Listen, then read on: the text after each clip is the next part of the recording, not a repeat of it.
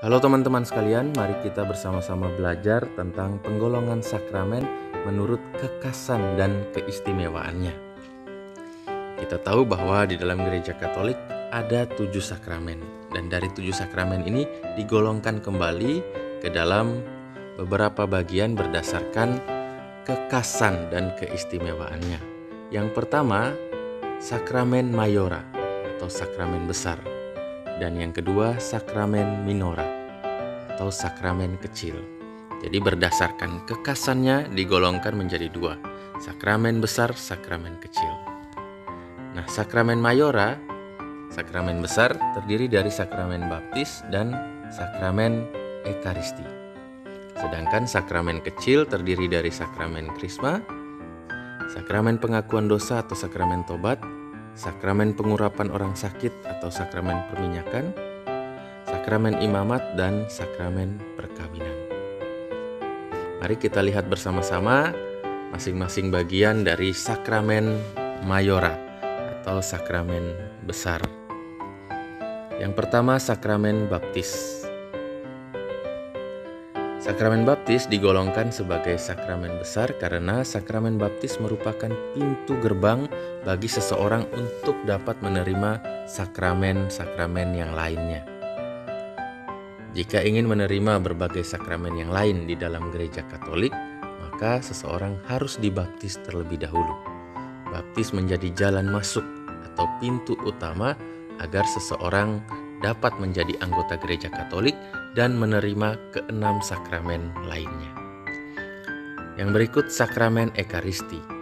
Sakramen ekaristi dapat dikatakan sebagai sakramen besar atau sakramen mayora karena sakramen ekaristi ini semacam bingkai atau frame yang merangkai sakramen-sakramen lain. Jadi sakramen ekaristi ini yang menyatukan keenam sakramen lainnya. Di dalam perayaan ekaristi dapat dihadirkan keenam sakramen lainnya. Nah, keenam sakramen ini dapat dilaksanakan atau hanya dapat dilaksanakan dalam perayaan ekaristi atau menuju kepada perayaan ekaristi. Sakramen ekaristi disebut sebagai puncak perayaan hidup beriman orang Katolik. Jadi sakramen ekaristi merupakan puncak dari seluruh perayaan-perayaan sakramen. Sakramen ekaristi adalah sakramen yang ditetapkan oleh Yesus sendiri, dan sakramen baptis ada tertulis dalam kitab suci. Sakramen ekaristi ini merupakan sakramen yang langsung ditetapkan oleh Yesus, diadakan oleh Yesus, dan Yesus mengajak kita untuk kembali mengenangkan dan melaksanakan sakramen yang telah dibuatnya. Nah, ini kurang lebih pengertian atau maksud kedua sakramen ini, baptis dan ekaristi, yang digolongkan ke dalam sakramen mayora atau sakramen besar. Selanjutnya kita akan melihat sakramen minora, sakramen kecil. Ada 5 sakramen di sini. Nah, kelima sakramen ini disebut sakramen minora karena sakramen ini tidak bisa berdiri sendiri. Harus dilaksanakan dalam perayaan ekaristi atau mengarah kepada perayaan ekaristi. Misalnya sakramen pengakuan dosa dan sakramen pengurapan orang sakit. Nah, kalau sakramen pengakuan dosa bisa diadakan di luar perayaan ekaristi. Bisa langsung datang secara pribadi kepada imam untuk menerima sakramen pengakuan dosa. Sakramen pengurapan orang sakit pun begitu. Tidak mungkin dalam keadaan seseorang yang kritis diminta untuk mengadakan perayaan ekaristi lagi. Maka bisa langsung diberikan sakramen pengurapan. Maka kedua sakramen ini mengarah kepada perayaan ekaristi. Nah, sedangkan sakramen lainnya, misalnya sakramen krisma, harus dilaksanakan dalam perayaan ekaristi, atau sakramen imamat harus dirayakan di dalam atau bersama dengan perayaan ekaristi. Begitupun dengan sakramen perkawinan. Mari kita lihat masing-masing bagian dari sakramen ini. Yang pertama, sakramen tobat. Pentingnya sakramen tobat terletak pada kenyataan bahwa dosa memang merupakan suatu penyakit yang sangat berbahaya, sebab mampu menjerumuskan kita ke dalam jurang kehancuran dan kematian. Jadi dosa ini merupakan penyakit yang sangat berbahaya. Maka maka harus disembuhkan dengan sakramen tobat. Salah satu penyembuhnya adalah dengan menerima pengampunan dosa, menerima sakramen tobat. Menurut ajaran Katekismus Gereja Katolik, dosa berat yang kita lakukan setelah pembaptisan hanya dapat diampuni dengan menerima sakramen tobat. Melalui sakramen inilah kita dipertemukan dengan dokter dari segala dokter, yaitu Yesus sendiri yang hadir dalam diri imam atau pastor. Maka kita sebagai manusia harusnya mampu menyadari keadaan diri kita. Maka kita sebagai manusia harus dengan rendah hati datang kepada imam atau pastor yang merupakan wakil Allah di dunia untuk menerima sakramen tobat. Yang berikut sakramen Krisma. Di dalam sakramen Krisma kita menerima kepenuhan Roh Kudus sehingga kita dapat secara penuh dan aktif berkarya dalam gereja. Nah, sakramen Krisma ini biasanya disebut juga dengan sakramen pengurapan Roh Kudus.